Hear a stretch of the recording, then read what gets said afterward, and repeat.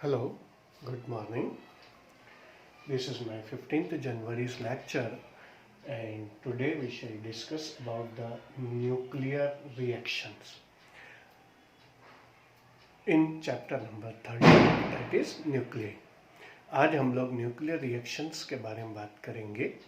और nuclear reactions क्या होते हैं? किसी भी सब्सटेंस एलिमेंट के न्यूक्लियाई पर अगर हम लोग कोई भी रेडियो एक्टिव पार्टिकल का बम्बार्डमेंट करते हैं तो वो जो सब्सटेंस का न्यूक्लियाई है उस पार्टिकल को एब्सॉर्ब करता है और फिर उसके बाद उसमें से एक दूसरा पार्टिकल उसमें से इमिट होता है, लाइट पार्टिकल, और वो जो सब्सटेंस है वो एलिमेंट वो दूसरे एलिमेंट के अंदर क्या हो जाता है, कन्वर्ट हो जाता है। इसी को हम लोग किस नाम से जानते हैं? न्यूक्लियर रिएक्शन के नाम से जानते हैं।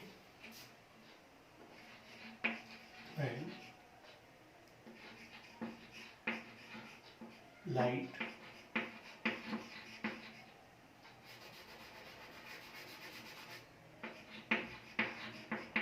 Radio active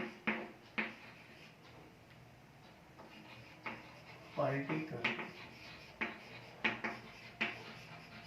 is bombarded on a heavy radioactive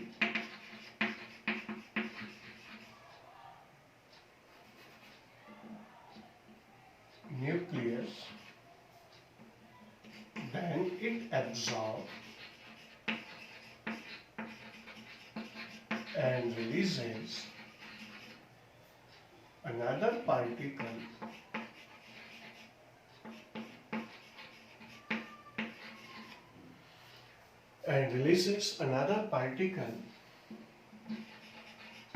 and converted into another element.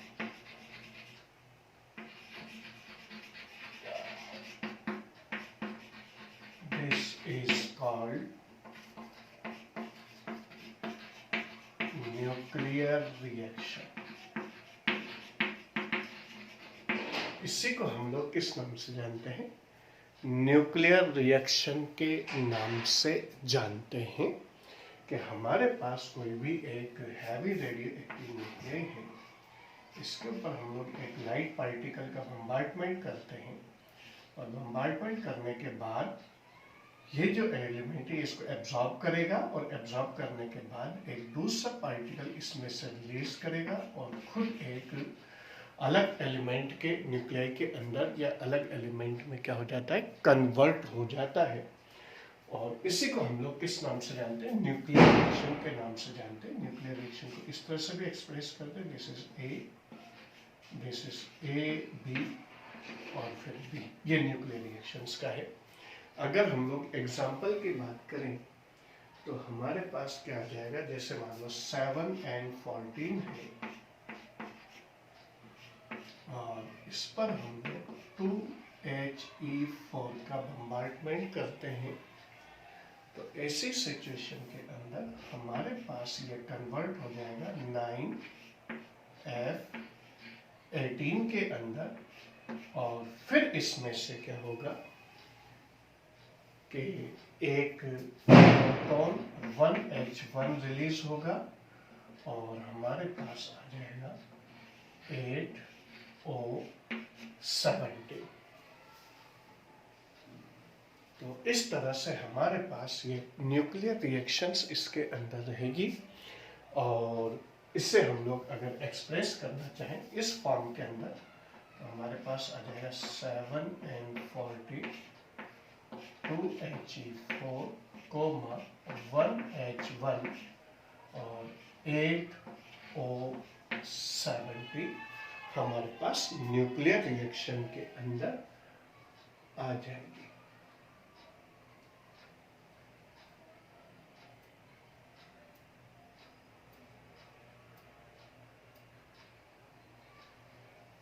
और ये हमारे पास न्यूक्लियर रिएक्शंस होती है।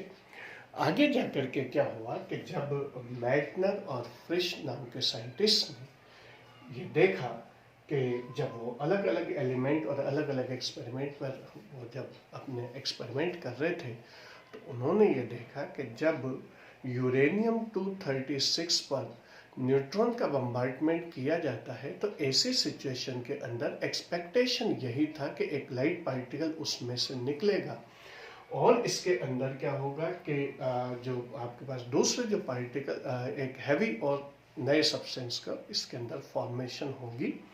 लेकिन एक्चुअली ऐसा नहीं हुआ, बल्कि क्या हुआ कि जब न्यूट्रॉन एब्जॉर्ब होने के बाद फिर वो करीब करीब 2 इक्वल पार्टिकल बेरियम और क्रिप्टॉन के अंदर डिवाइड हो गया और इस तरह से हमारे पास वो 3 न्यूट्रॉन उसके अंदर रिलीज हुए।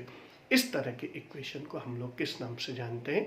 ये इक्वेशन कहलाई बाद में फिशन रिएक्शन के नाम से। न्यूक्लियर रिएक्शन के अंदर हमारे पास क्या होगा, यहाँ पर आकर के और ये फिशन रिएक्शन, और जिसके अंदर 2 लाइट पार्टिकल या 2 से ज़्यादा लाइट पार्टिकल न्यूक्लियर मिलकर के एक हैवी न्यूक्लियस फॉर्म करते हैं, तो उससे हम लोग फ्यूज़न रिएक्शन के नाम से जानते हैं। तो इस तरह से जो न्यूक्लियर रिएक्शन है उसके अंदर 2 कैटेगरीज हमारे पास इसके अंदर आई। पहली फिशन रिएक्शंस और दूसरी फ्यूज़न रिएक्शंस। तो हमारे पास यहाँ पर टाइप्स ऑफ न्यूक्लियर रिएक्शन के अंदर हम लोग डिस्कस करेंगे।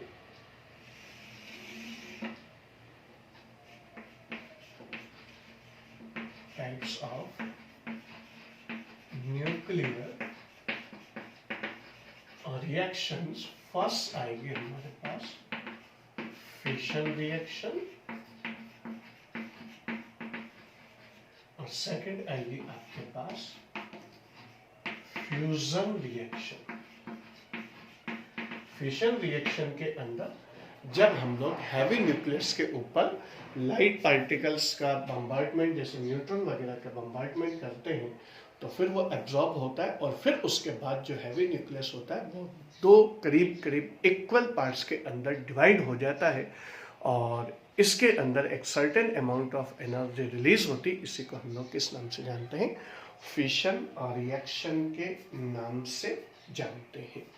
न्यूक्लियर रिएक्शन के अंदर हमारे पास क्या होता है कि जो राइट साइड के जो मासेस हैं और लेफ्ट साइड के जो मासेस का जो सम है, इनके डिफरेंस से हम लोग क्या करते हैं कि जो एनर्जी रिलीज या एब्जॉर्ब होती उससे हम लोग Q value of nuclear reaction के नाम से जानते हैं। तो यहाँ पर हमारे पास क्या होगा, अगर मान लो लेफ्ट साइड का जो मासेस का सम है वो राइट साइड के मासेस के सम से ज़्यादा होगा, तो ऐसी सिचुएशन के अंदर इसमें एनर्जी रिलीज होगी और इसे हम लोग एक्सो एनर्जिक न्यूक्लियर रिएक्शन के नाम से जानते हैं। और अगर मान लो हमारे पास लेफ्ट साइड के मासेस का सम कम है और राइट साइड के मासेस का सम ज़्यादा है, तो ऐसी सिचुएशन के अंदर इसके अंदर एनर्जी एब्सॉर्ब होकर के न्यूक्लियर रिएक्शन परफॉर्म होगी और इस तरह की इक्वेशन को हम लोग किस नाम से जानते हैं? एंडो एनर्जिक न्यूक्लियर रिएक्शन के नाम से जानते हैं। अगर एनर्जी रिलीज होती है तो हमारे पास यहाँ पर क्या होगा, एनर्जी अगर रिलीज होगी कब होगी?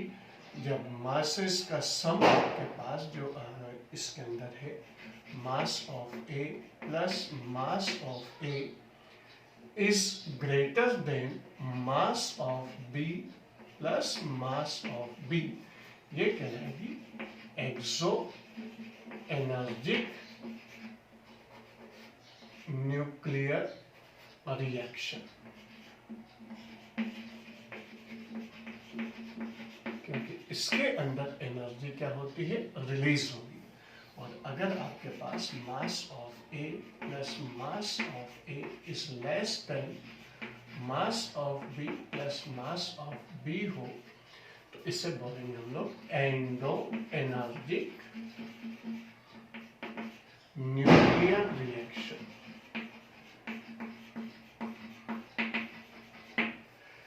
इसे हम लोग एंडो एनर्जिक न्यूक्लियर रिएक्शन के नाम से जानेंगे। और इसके अंदर हमारे पास क्या होगा, इसमें एनर्जी रिलीज होती है और इसमें एनर्जी क्या होगी, एब्सॉर्ब होगी। इस केस में एनर्जी रिलीज होती है और इसमें एनर्जी क्या होगी, एब्सॉर्ब होगी।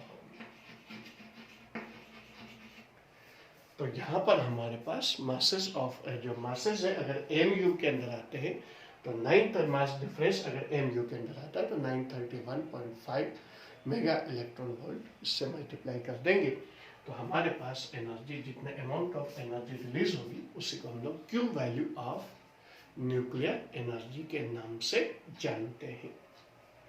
तो हम लोग फिशन रिएक्शन और फ्यूजन रिएक्शन के बारे में बात कर रहे थे। इसके अंदर क्या होगा आपके पास कि जैसे फिशन रिएक्शन है, फिशन रिएक्शन ये वो न्यूक्लियर रिएक्शन है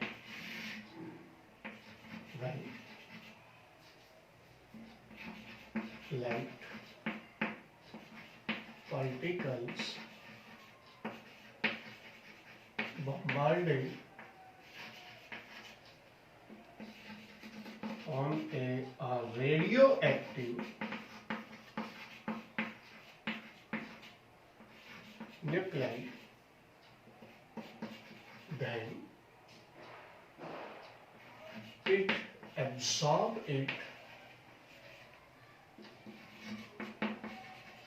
and then it is divided into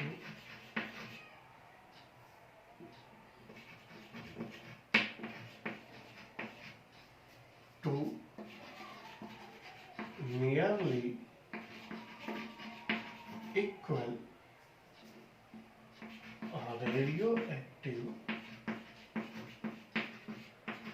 nuclei। इनके अंदर ये डिवाइड हो जाता है। जैसे मान लो हमारे पास है 92 यूरेनियम 235, इस पर हम लोग एक न्यूट्रॉन का बम्बार्डमेंट करते हैं तो 92 यूरेनियम 236 फॉर्म होता है और फिर उसके बाद ये जो डिवाइड होता है वो होता है 56 बेरियम 141 प्लस 36 क्रिप्टॉन 92 और 3 न्यूट्रॉन्स इसके अंदर क्या होते हैं, रिलीज होते हैं और एक सर्टेन अमाउंट ऑफ एनर्जी इसके अंदर रिलीज होती है। तो ये चीज हमारे पास इसके अंदर आती है जिससे हम लोग क्यू एनर्जी के नाम से जानते हैं। एक फिशन रिएक्शन के अंदर हमारे पास करीब करीब क्योंकि इसके अंदर मासेस का जो डिफरेंस आता है और वो डिफरेंस आता है 0.2153 मास डिफेक्ट या मास डिफरेंस हमारे पास जो आएगा वो आएगा delta M is equal to 0.2153 AMU और इसे अगर हम लोग किससे मल्टीप्लाई कर देते हैं 931 से मल्टीप्लाई कर देते हैं तो एनर्जी रिलीज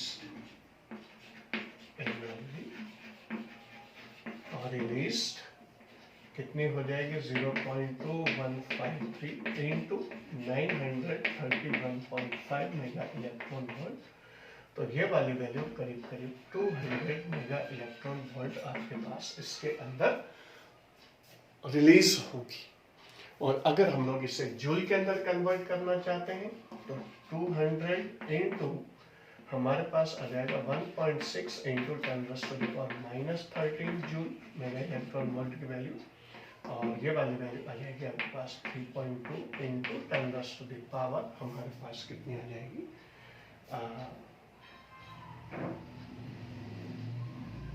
13 और 2 तो -11 जूल इसके अंदर एनर्जी रिलीज होगी। तो ये चीज हमारे पास इसके अंदर एक सर्टेन अमाउंट ऑफ एनर्जी इसके अंदर रिलीज होती है। एक जो फिशन रिएक्शन है यूरेनियम वाली उसके अंदर 200 मेगा इलेक्ट्रॉन वोल्ट एनर्जी या 3.2 इंटू 10⁻⁻11 जूल आपके पास एनर्जी इसमें रिलीज होती है। अब इसके बाद इसके अंदर फ्यू सेकंड्स में आप लोगों को दे देता हूं, then after we shall discuss to next part.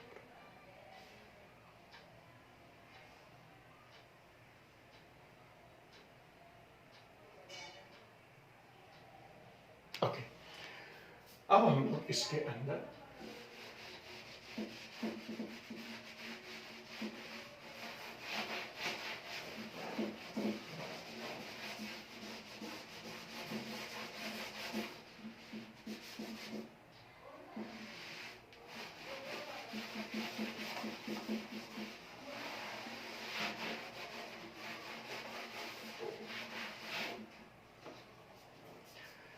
इसके बाद आता है हमारे पास फिशन रिएक्शन के अंदर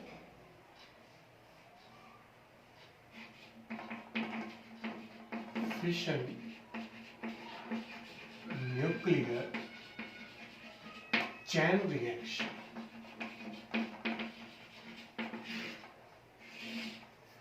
फिशन न्यूक्लियर चैन रिएक्शन के अंदर हमारे पास क्या होगा कि क्योंकि हम लोग यहाँ पर देख रहे हैं कि 92 यूरेनियम 235 पर एक न्यूट्रॉन का बम्बार्डमेंट किया, 92 यूरेनियम 236 बना, फिर ये दो करीब करीब दो इक्वल पार्ट्स के अंदर बेरियम और क्रिप्टॉन के अंदर डिवाइड हो गया और 3 न्यूट्रॉन इसके अंदर रिलीज होते हैं।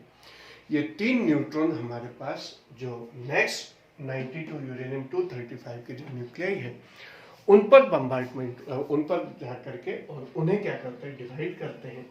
और डिवाइड करने से क्या होगा, आपके पास 3 पेयर्स ऑफ बेरियम और क्रिप्टॉन बनेगा और हर एक के अंदर 3 न्यूट्रॉन इसके अंदर क्या होते हैं, रिलीज होते हैं। और इस तरह से हमारे पास टोटल 9 न्यूट्रॉन इसमें रिलीज होंगे। वो अगले 9 यूरेनियम 235 को क्या करेंगे, उसके ऊपर अटैक करेंगे और फिर उसके बाद उसकी वजह से क्या होगा कि हर एक के अंदर 3 न्यूट्रॉन इसके अंदर रिलीज होंगे और 9 पेयर्स ऑफ बेरियम और क्रिप्टॉन इसके अंदर फॉर्म होंगे। तो इस तरह से हमारे पास टोटल नंबर ऑफ न्यूट्रॉन्स कितने हो जाएंगे, 27 हो जाएंगे। और फिर ये 27 नेक्स्ट, तो ये रिएक्शन क्या होती है, कंटिन्यूसली चलती रहती है और इसके अंदर आपके पास क्या होता है कि हर एक रिएक्शन के अंदर 200 मेगा इलेक्ट्रॉन वोल्ट की एनर्जी इसमें रिलीज होती चली जाती है। और इस तरह से इसके अंदर क्या होगा कि हमारे पास ये रिएक्शन कंटिन्यूसली चलती रहती जब तक कि पूरा सब्सटेंस फिनिश नहीं हो जाता, तब तक ये प्रोसेस चलता रहता है। इस तरह के रिएक्शन को हम लोग किस नाम से जानते हैं, न्यूक्लियर चैन रिएक्शन के नाम से जानते हैं।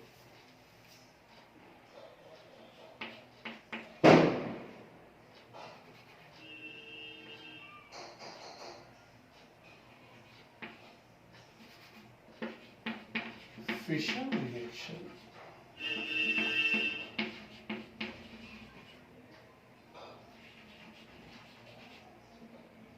when uranium-236 is divided into barium and krypton 141 and 92 and 3 neutrons are released.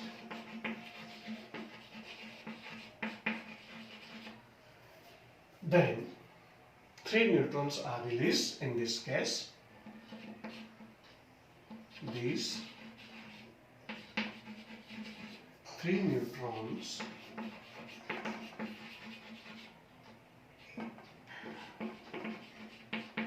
fission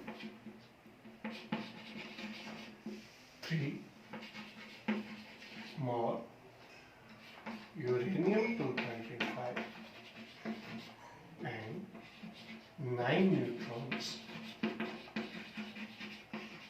are released. This process continues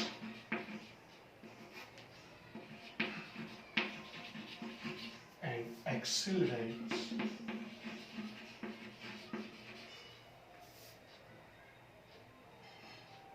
So this is called nuclear chain reaction. इसी को हम लोग न्यूक्लियर चेन रिएक्शन या फिशन न्यूक्लियर चेन रिएक्शन के नाम से जानते हैं। और यह प्रोसेस कंटिन्यूअसली क्या होता रहता है, चलता रहता है।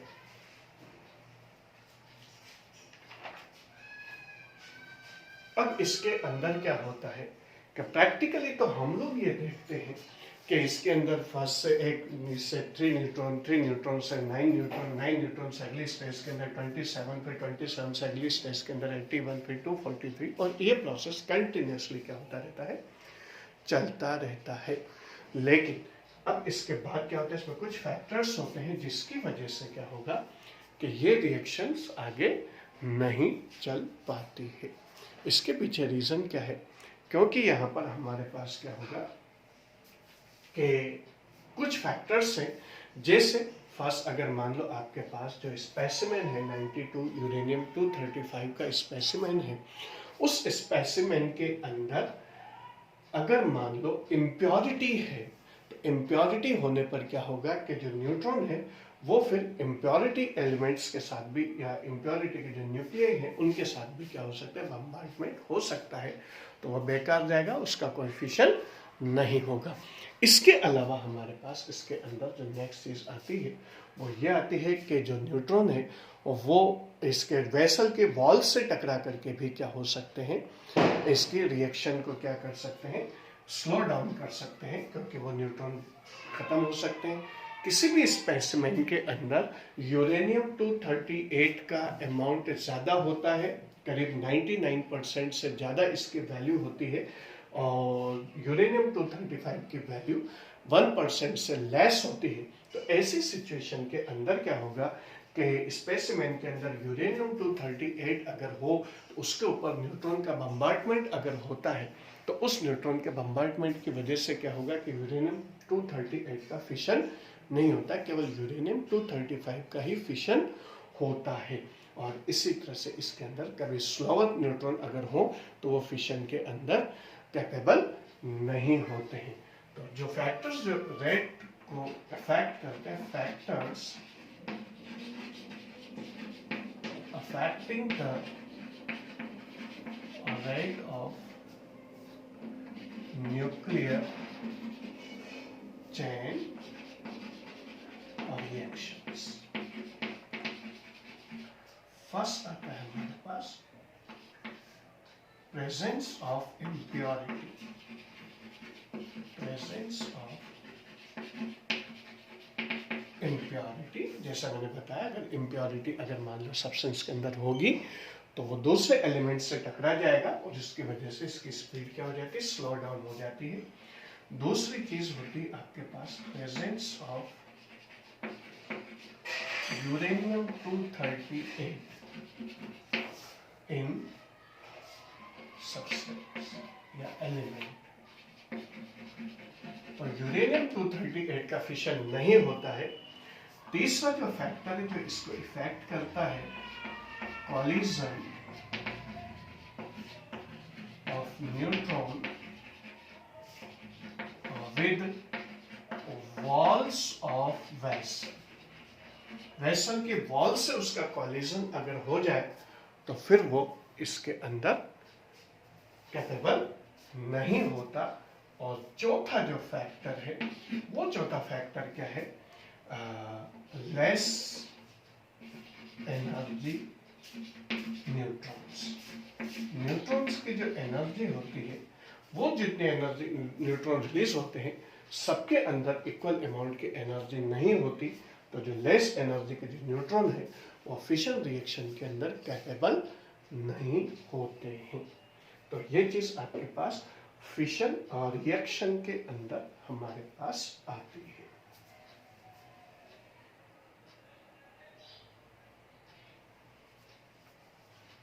इसके बाद न्यूक्लियर रिएक्शन के अंदर हमारे पास आती है critical size and critical mass of substance, जिससे न्यूक्लियर चेन रिएक्शन आगे बढ़ती है।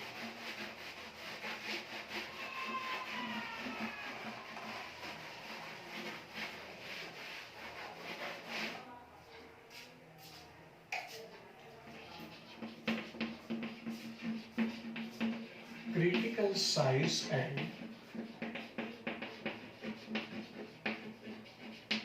critical mass of substance in nuclear chain reaction। Nuclear chain reaction के अंदर क्रिटिकल साइज और क्रिटिकल मास हमारे पास क्या होगा, यही चीज हम लोग इसके अंदर देखते हैं। तो यहाँ पर हमारे पास क्या है, critical size and critical mass of substance के अंदर सबसे पहले आता है सुपर क्रिटिकल मास।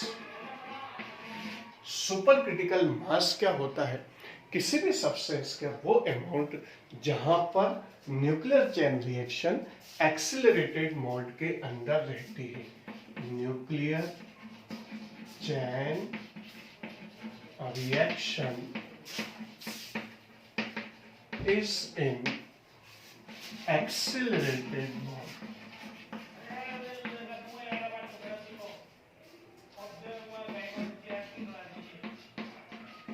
सेकंड आता है हमारे पास क्रिटिकल मास। क्रिटिकल मास वो अमाउंट ऑफ सब्सटेंस होता है जिसके अंदर न्यूक्लियर चैन रिएक्शन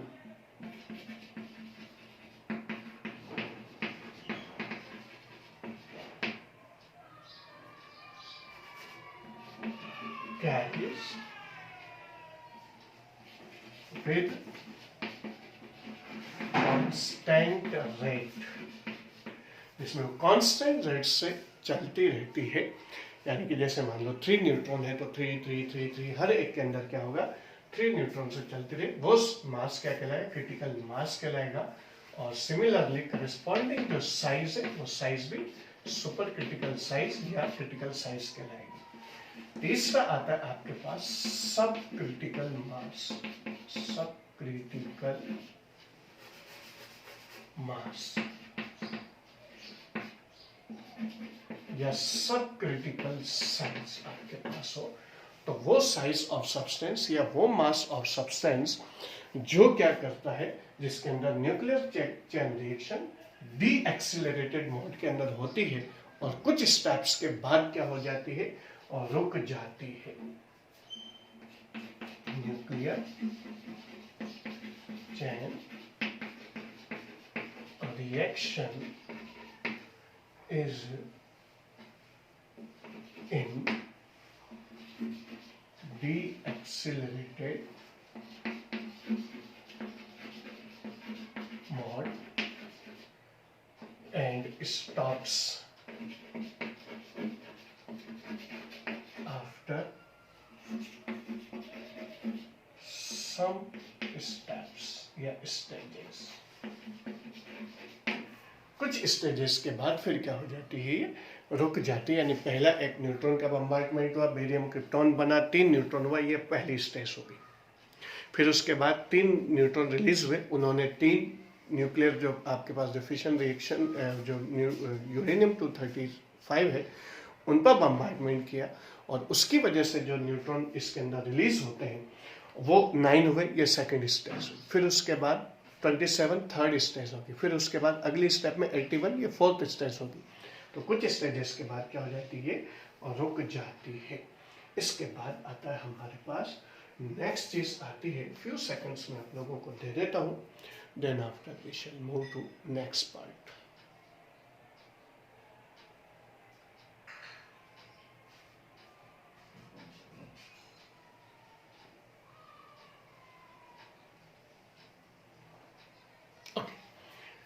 अब इसके बाद हमारे पास आता है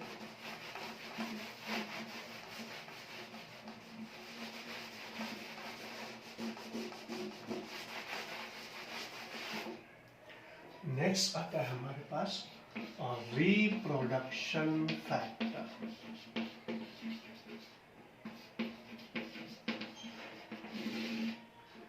ये क्या होता है, ratio of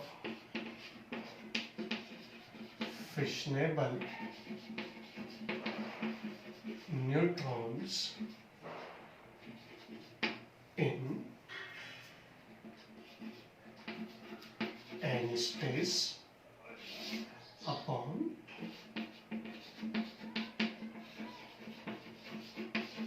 fissionable neutrons in n-1 stage. एक स्टेज पहले से हम लोग कैसे डिनोट करते हैं, के लेटर्स हम लोग इससे डिनोट करते हैं। तो किसी भी स्टेज में फिशनेबल न्यूट्रॉन्स और उसके एक स्टेज पहले फिशनेबल न्यूट्रॉन्स का जो रेशियो है, उस रेशियो को हम लोग किस नाम से जानते हैं, न्यूक्लियर चेन रिएक्शन में रिप्रोडक्शन फैक्टर के नाम से जानते हैं।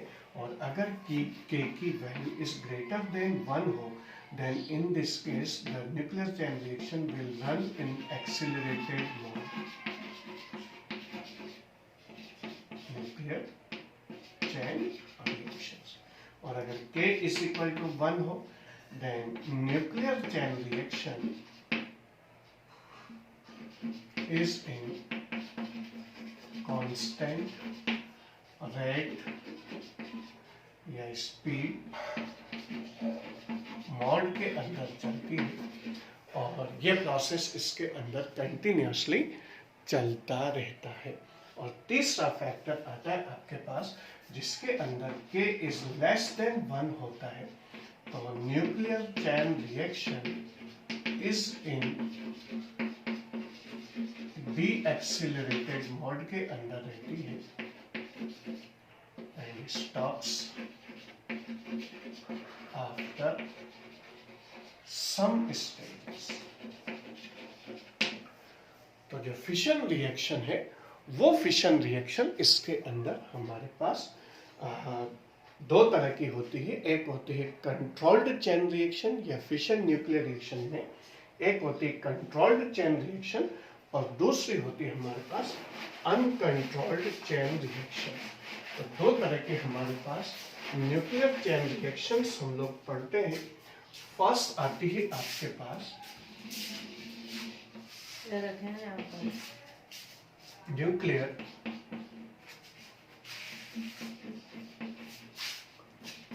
चैन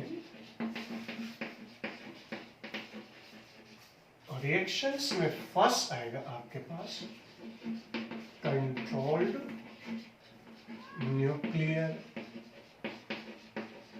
चैन रिएक्शंस। तो कंट्रोल्ड न्यूक्लियर चैन रिएक्शन के अंदर हमारे पास क्या होगा कि जो पार्टिकल है, सॉरी जो न्यूक्लियर रिएक्शन है उसके अंदर क्या होता है, कंट्रोल्ड एनवायरनमेंट के अंदर हम लोग इसका कंस्ट्रक्टिव यूज करते हैं और ये रिएक्शंस हमारे पास इसके अंदर चलती रहती है। सेकंड आता है आपके इसके ऊपर बेस्ड होता है न्यूक्लियर रिएक्टर। न्यूक्लियर और रिएक्टर इसके ऊपर बेस्ड डिवाइस होता है जो जिसका हम लोग इसमें न्यूक्लियर एनर्जी को जो प्रोड्यूस किया जाता है उससे हम लोग कंस्ट्रक्टिव पर्पस के अंदर यूज करते हैं। और दूसरी आती आपके पास अनकंट्रोल्ड न्यूक्लियर चैन रिएक्शंस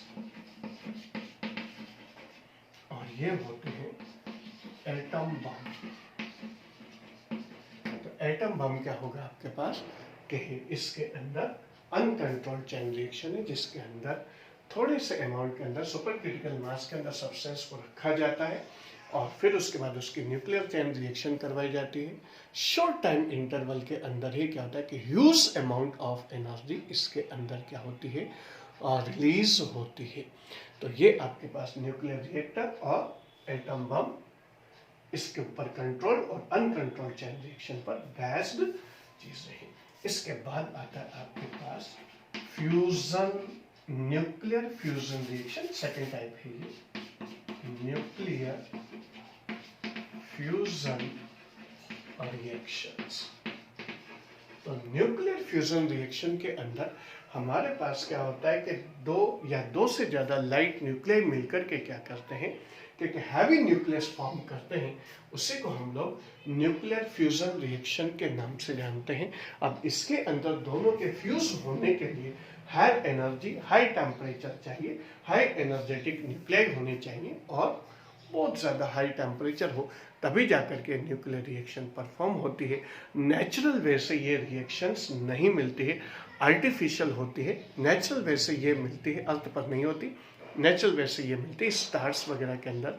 सन के अंदर जो एनर्जी जो इसके अंदर प्रोड्यूस होती है, उसका जो बेसिक जो इसके अंदर जो स्टोरेज है, वो जो इसके अंदर प्रोड्यूसर है वो न्यूक्लियर फ्यूजन रिएक्शन ही होती है, जिसकी वजह से सन के अंदर huge amount of energy release होती है। दो तरह की इसके अंदर रिएक्शंस होती है। पहली रिएक्शन कौन सी होगी? वो होगी आपके पास प्रोटॉन प्रोटॉन साइकिल, और दूसरी होती है कार्बन नाइट्रोजन साइकिल। इसके अंदर हमारे पास आते हैं।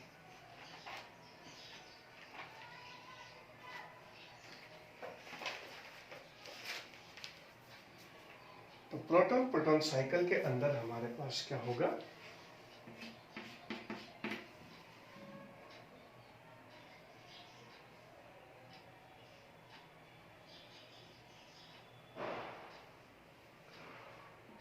फोर प्रोटॉन्स मिलकर के और एक 2He4 हीलियम बनाएंगे, और इसके अंदर हमारे पास जो एक सर्टेन अमाउंट ऑफ न्यूट्रॉन्स इसके अंदर हमारे पास क्या हो जाते हैं? रिलीज हो जाते हैं, और एक सर्टेन अमाउंट ऑफ एनर्जी इसके अंदर हमारे पास रिलीज होती है। तो ये चीज़ हमारे पास इसके अंदर आएगी, और वैल्यूज जो हमारे पास इसके अंदर ह्यूज अमाउंट ऑफ एनर्जी इसके अंदर क्या हो जाती है? रिलीज हो जाती है। 2 पॉजिट्रॉन इसके अंदर रिलीज होंगे, और एक सर्टेन अमाउंट ऑफ एनर्जी इसके अंदर क्या होती है? रिलीज होती है। तो इस तरह से हमारे पास इसके अंदर एक सर्टेन अमाउंट ऑफ एनर्जी इसके अंदर रिलीज होती है। एक होता है हमारे पास कार्बन नाइट्रोजन साइकिल, और ये जो फ्यूजन रिएक्शन से, ये फ्यूजन रिएक्शन हमेशा क्या होती है?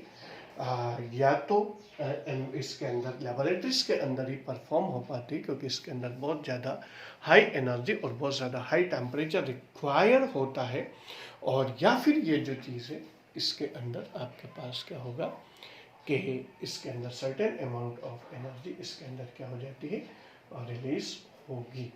और स्टार्स वगैरह के अंदर ये नेचुरल मोड के अंदर होती है। इसी के साथ हमारा यह चैप्टर फिनिश होता है। फ्यू सेकंड्स में आप लोगों को इसके लिए दे देता हूँ, ताकि आप लोग इसे नोट करना चाहें तो कर सकते हैं।